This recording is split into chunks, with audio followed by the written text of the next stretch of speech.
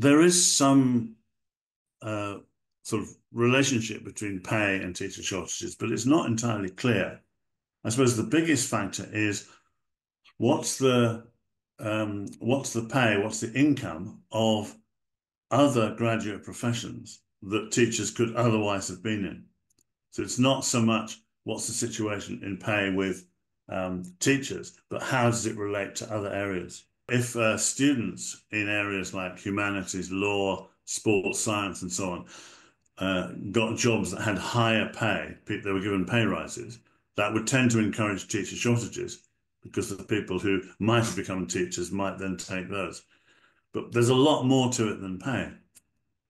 And many of the things that might affect teacher shortages are not things that we can change easily. For example, the population density of a country. There are teacher shortages in areas with slightly lower population density, but not in, solid urban areas. Countries like Singapore never seem to have a problem.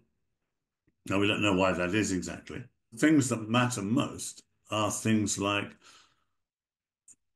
I suppose you could summarize it as the reputation or the prestige of teachers in society. But of course, that's actually quite a big thing. There's lots of things, lots of parts to it.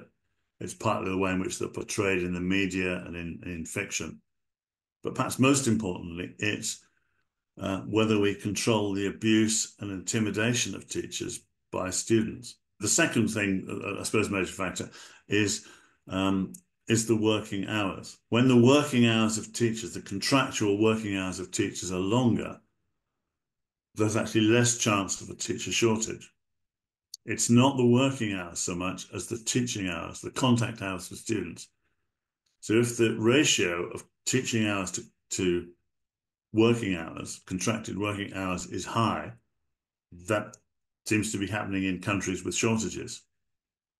But there are other countries where there's quite a high working hour rate to the amount of contact they have. So teachers get time to prepare, to mark, and so on.